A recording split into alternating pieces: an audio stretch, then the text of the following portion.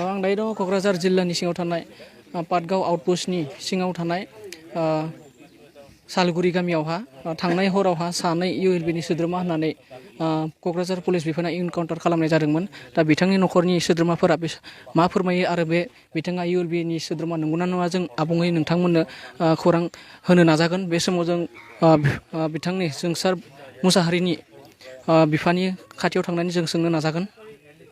Encounter खालामदों इउएलबिनि सोद्रोमाना बेसेबां सैथो? सैथो बेथ' जानो हाया नङा। एकदम अबिसासै माबाथारनानै गावथारनाय जाबाय आरो बिसोर। नोंथांनि गथ'आ मा खालामोमोन? आंनि गथ'आथ' आगोलाव इन्डिभिमोन, दा सिजफायाराव दंमोन बियो। दा बियो ओरैनो दंफां दंला बिजनेस मावोमोन आरो बेल'। दा बे नोंथांनि गथ'खौ न'निफ्राय लांदोंमोन ना बहा थांदोंमोन? मानसिया बे गावसोर दंफां लांदों ना मादोंमोनथाय, जोंबोथ' बाहा मोनथिनो मालाय बेलासियाव ओंखारनायखौलाय। दा बेल' आरोखि।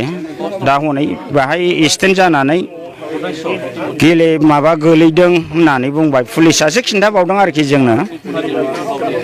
ओमफ्राय दाना पुलिसानो आरामसे रायज्लायजोब्बाय जोंजों। बै बिबोनां जैसार दंमोन आरो जों ज' थांदों, ओमफ्राय आंनि फंबायबो। ओमफ्राय पुलिसाबो बिसोरखौ दस्रा मानसि होननानै गोदान आफादनि दां होननानै हरदों आफ्लानि मानसिफ्रा। जों बावहायनो लायनाय जादों, 4थायावसो लायदों जों होननानै बुंबाय आरोखि। ओमफ्राय दा आथिं उथिं नायजोब्बाय जों, गासिबो एक्सिडेन्ट जोब आरो माबा बेन्डेज फानजोबनाय आं नायबा। दा मा फोरमायनो सानदों नोंथांनि गथ'आ जे इउएलबि नङामोन होननानै दा मा फोरमायनो सानदों? दाथ' नङामोन, दा सोरखारा बोरै बेबादि आथायखो आं बेखौनो दा सानख'नो हायाखै आरोखि। माने एथ' अयनाय, माने थानायाव लांबाबो बिदिनो 6-7 दिनसोजों गबोगोन होनलायनानै सेरफांगुरिनि आइसियाबो बुंबाय थांनांगोनदां थानायाव। दा इन्टारनेल एसपिआ मा होनफैयो जोंथ' जेबो होनथ'नो हाया होननानै बुंबाय आरोखि। ओमफ्राय जोंबो बिदा फंबाय सानैजों फैग्रोबाय आरो जों। निस्सय नोंथांमोना मिथिना मोनबाय बिथांखौ माबोरैहाय इनकाउन्टार खालामनाय जादों। जोंसार मुसाहारि बिथांनि बिफा गार्जेना फोरमायबाय। बे समाव जों आरोबाव जोंसार मुसाहारि जायबा इनकाउन्टार खालामजानाय बिनि बिसिनि खाथियाव थांनो नाजादों। बिथांनि बिसिया मा फोरमायो जों मिथिनो नाजानाय। बे समाव नोंथांनि बिसिखौ माबोरैहाय लांनाय जादोंमोन आरो माबोरै जादों बे जाथाया? आंनि फिसायखौथ' न'निफ्राय लाङाखै, बियो दंफां बिजनेससो मावोमोन। बेखौ लामायावहाय गारि एक्सिडेन्ट जानाय लोगो मोननानैसो लानानै थांदोंनो। ओरैनो गारि एक्सिडेन्ट जानायावहा गोथां दंना गैयामोन? गोथाङै दंमोन। बेखौ लांनानैसो गावथारहैनाय बायदि सन्देह? लांनानैसो गावथारहैनाय बायदि सन्देह। आंनि सन्देहआवथ' बेखौ हाग्रायाव लांनानै गावथारहैदों। मैया फुङावबो जोंनि आफामोना थांनानै नुबोदोंनो बेखौहाय।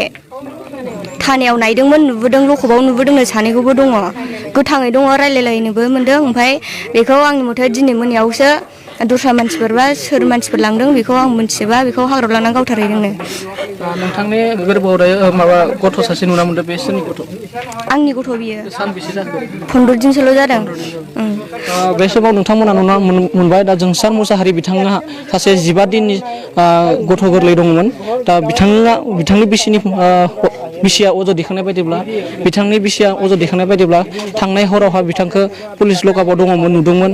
नाथाय बेखौ मायाबा मोनसे षड़यन्त्र खालामनानै नंखाय इनकाउन्टार खालामदों होननानै दाबि खालामदों। आरो समाव आरोबाव जों गामिनि सासे सोद्रोमानियाव जों मिथिनो नाजागोन बिथाङा माबोरै जानो मोनदों बे गथ'नि।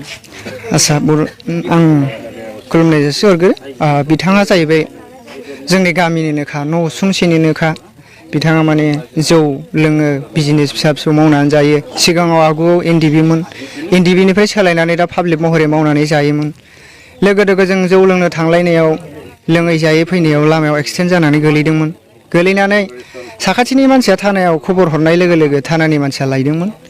लायखांनानै गावसिनाव गद गुदि सोंनानै जौ फेखांनानै राखांनाय समाव खबर लाहरनानै गामिनि न'नि मानसिया थांदोंमोन। खुब मोजाङै लोगो हमलायदोंमोन, खोथा बाथ्रा सावरायदोंमोन, दोनै गोनायनि खोथा हरदोंमोन। खिन्थु दिनै फुङाव जों मा खोनानो मोनखो, सानैबो सुबुङा माने जिउ गोमाबाय। हाग्रायाव लांनानै डेड बडि खालामहैबाय बिसोरखौ। होमबा आसरित मोनबाय जों।